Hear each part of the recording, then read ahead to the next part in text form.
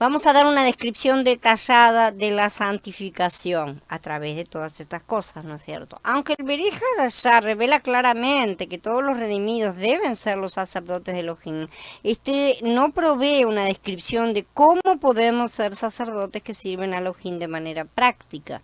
En el Berija ya no hay un relato detallado de cómo podemos realmente ser santificados para servir a Elohim como sacerdotes. Solo se nos dice que Elohim quiere que seamos sacerdotes, sí, pero no nos muestra cómo llegar a hacerlo. Sin embargo, en el Tanaj, en el libro de Shemot, justamente, tenemos un capítulo que nos da esta descripción detallada de la santificación de los sacerdotes de Elohim. Este capítulo es el que estamos estudiando. Este es un capítulo precioso que da testimonio de que Yahweh jamás pensó en abolir nada de nada absolutamente, porque si no tomamos las partes antiguas no vamos a tener la clave para practicar las nuevas, y viceversa. Él les dijo, por eso todo escriba instruido en el reino del cielo es como un padre de familia que saca de su tesoro cosas nuevas y viejas. Dijo Yahshua, está en el libro de Mateo en el capítulo 13. Esta es la verdadera unión de las dos casas, porque el secreto para abrir el tesoro está en unir a ambas.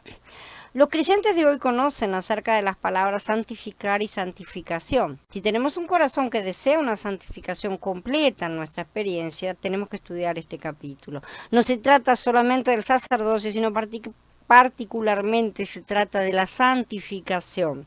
La santificación es un tema importante, quizá tanto como la justificación. Entre los creyentes existen diferentes enseñanzas acerca de la santificación, distintos conceptos, y no todos ellos son correctos. Se necesita un entendimiento, como se describe en Shemot 29. En estos mensajes vamos a dar una breve explicación de la santificación de los sacerdotes, como se presenta en este capítulo. En parte ya hemos visto algunas cosas, ¿no es cierto? Pero ahora vamos a tener una comprensión más profunda de muchas de ellas.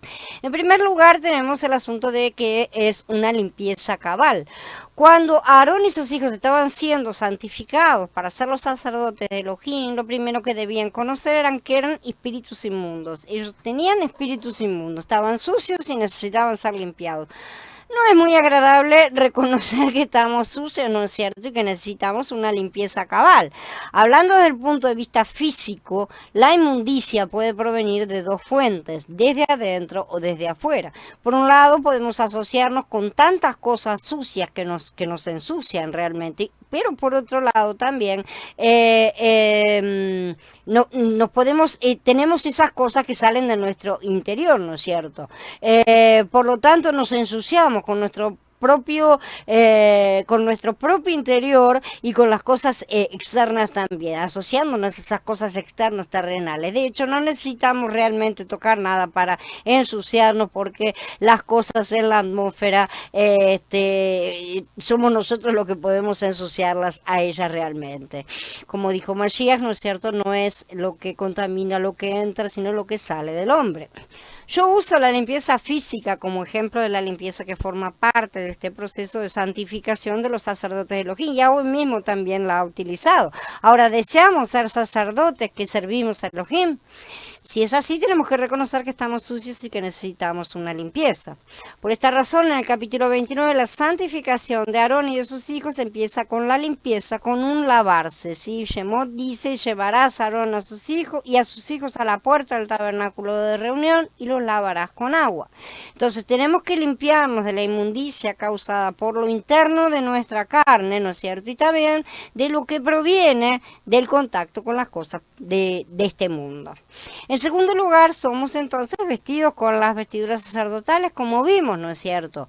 Después de que Aarón y sus hijos eran lavados, entonces tenían que ser vestidos, ¿sí? A fin de servir a Elohim como sacerdotes necesitaban estar vestidos apropiadamente. Estas vestiduras se pueden comparar con uniformes, como ya dijimos, un vestido oficial que es usado con un propósito específico y bien claro. Las vestiduras sacerdotales no solo cubrían la desnudez de Aarón y de sus hijos, ¿sí? Estas levitas también los calificaban para llevar a cabo el oficio de sacerdote. Shemot 29 del 5 al 6 dice, tomarás las vestiduras, vestirás a Aarón la túnica, el manto del efod y el pectoral, y le ceñirás con el cinto del efod, y pondrás la mitra sobre su cabeza, y sobre la mitra pondrás la diadema santa. Después los Pasukim 8 y 9 continúan y dices, y harán que se acerquen sus hijos y les vestirás las túnicas, les ceñirás el cinto a Aarón y a sus hijos, les atarás las tiaras, y tendrás el sacerdocio por derecho perpetuo.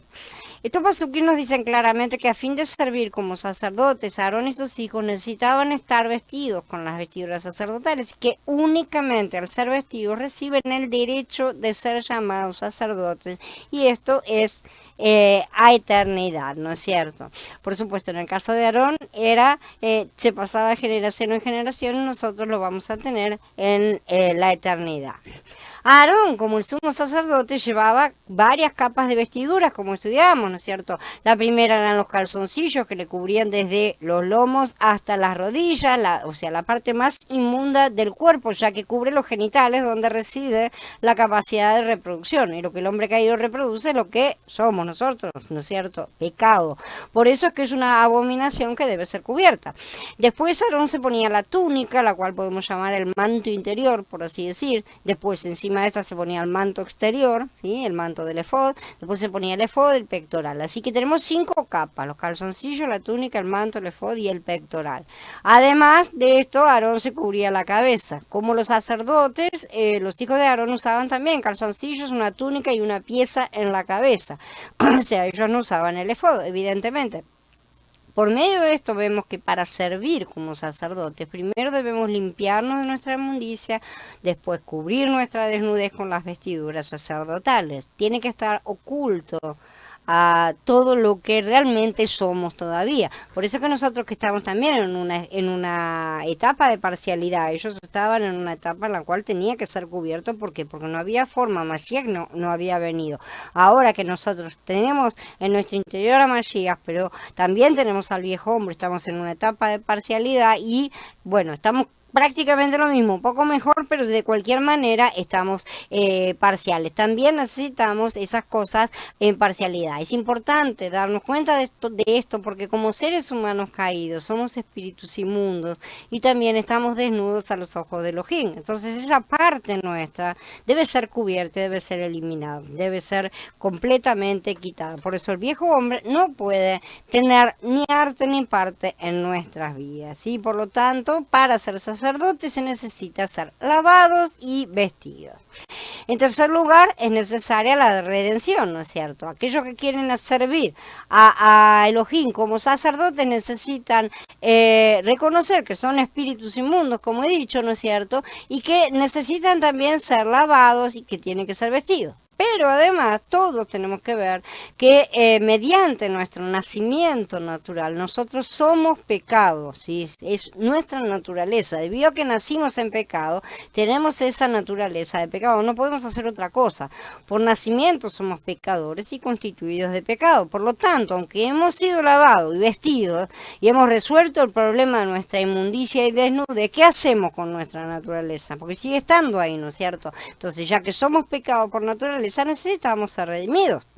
Los creyentes usan comúnmente las palabras redención y redimido, ¿no es cierto? Sin embargo, pocos creyentes reconocen la manera adecuada que a los ojos de Elohim la redención incluye 3 cosas.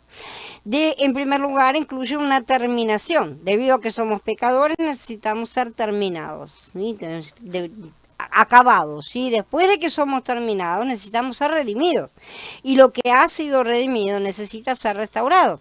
Por lo tanto tenemos la terminación, la redención misma y la restauración. ¿Cómo se puede llevar a cabo todo esto? Y evidentemente necesitamos a Mashiach como nuestra ofrenda por el pecado. Aquí viene la ofrenda por el pecado. En la época de Aarón y sus hijos era una cosa literal, evidentemente en nuestra época es algo simbólico y espiritual, pero de cualquier manera seguimos necesitando esa ofrenda por el pecado porque el cuerpo del pecado sigue estando acá adentro.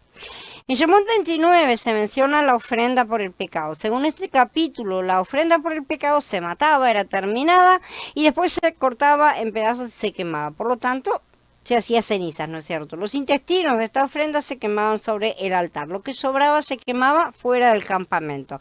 Lo estudiamos en el post anterior.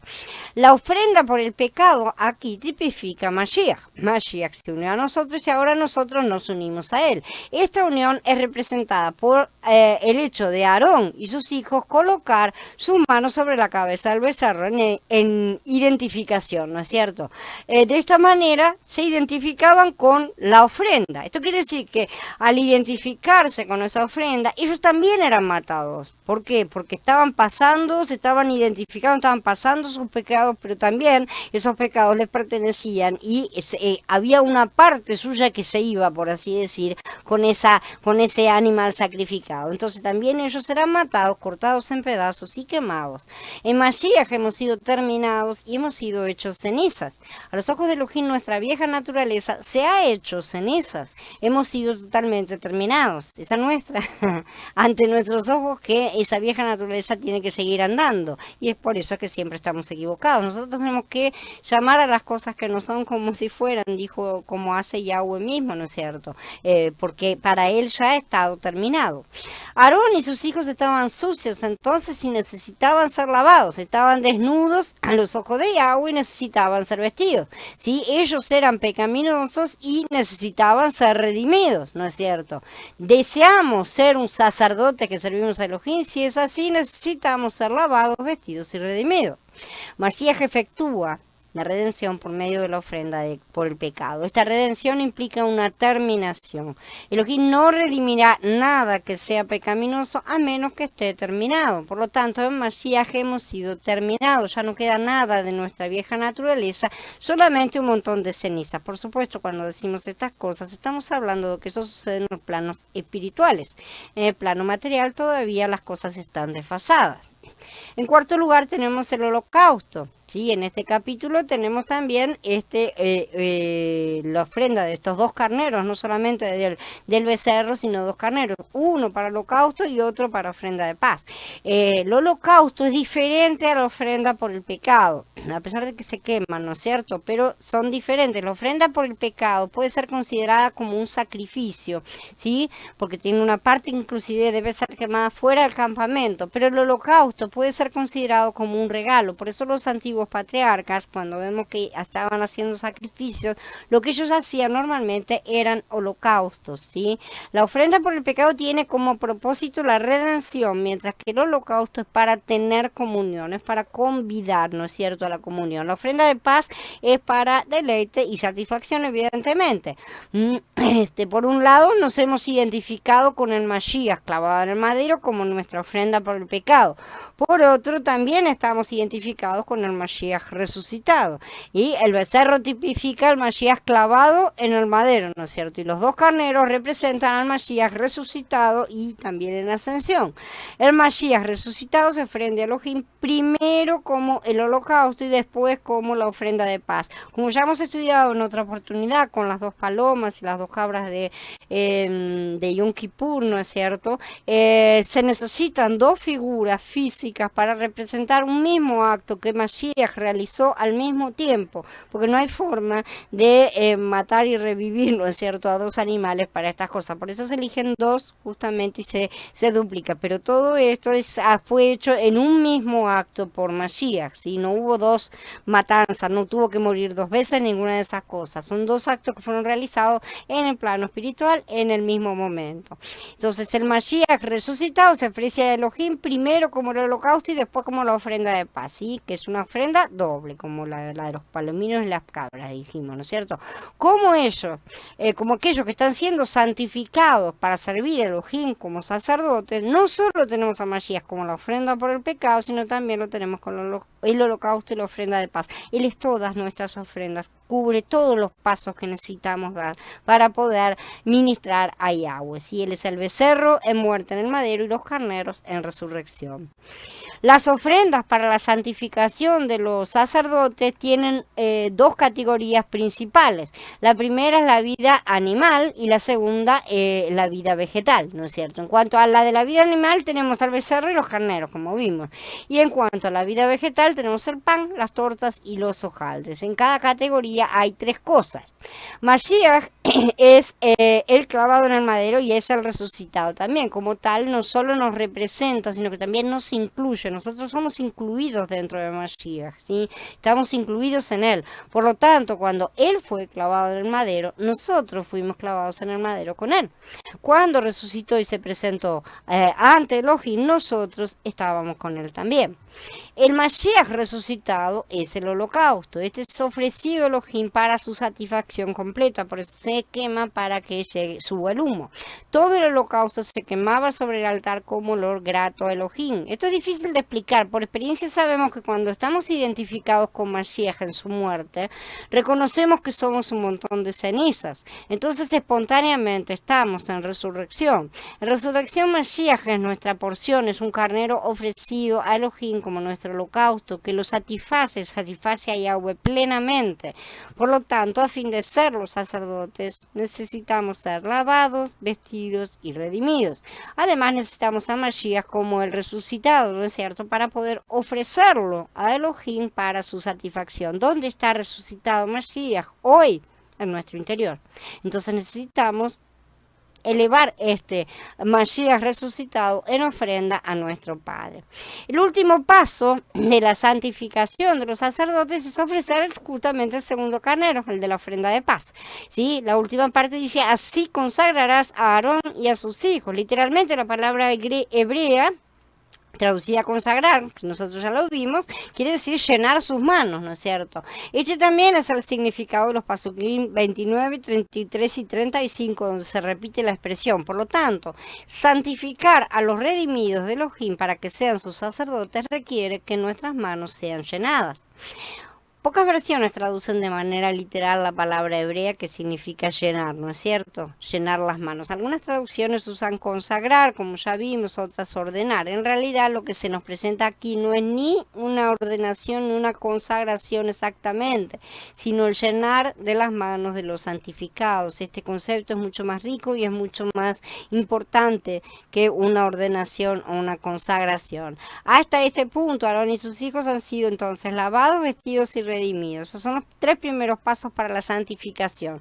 También han presentado a Mashiach como el holocausto para la plena satisfacción de Elohim. Por lo tanto, su inmundicia ha sido eliminada, su desnudez ha sido cubierta, su naturaleza pecaminosa ha sido terminada y han ofrecido a Elohim a Mashiach para su satisfacción. Sin embargo, sus manos todavía están vacías. Ellos siguen vacíos, a pesar de estos cuatro pasos todavía tienen las manos vacías. ¿Cómo le pueden servir a Elohim como sacerdotes si todavía tienen las manos vacías? A fin de ser los sacerdotes que sirven a Elohim, que lo ministran de manera práctica, necesitan tener las manos llenas. Entonces vimos que el ser lavados, vestidos y presentar el becerro como la ofrenda por el pecado resuelve tres problemas. El lavado resuelve el problema de la inmundicia, ser vestidos resuelve el problema de la desnudez y el presentar la ofrenda por el pecado resuelve el problema de nuestra naturaleza pecaminosa. Además vimos que presentar el holocausto satisface a Elohim y lo hace feliz. Cuando Elohim huele el aroma del holocausto, él puede decir, estoy satisfecho y estoy contento. Sin embargo, los sacerdotes que siguen con las manos vacías tal vez digan, bueno, puede ser que estés contento, pero nosotros todavía tenemos hambre, ¿sí? No tenemos nada que llene nuestras manos ni nuestro estómago. Hemos sido lavados, hemos sido cubiertos, nuestro pecado ha sido quitado y tú estás satisfecho, pero nosotros todavía tenemos hambre. Debido a esta necesidad vamos a mostrar el último paso de la santificación de los sacerdotes, que es ofrecer el segundo carnero, justamente, ¿no es cierto?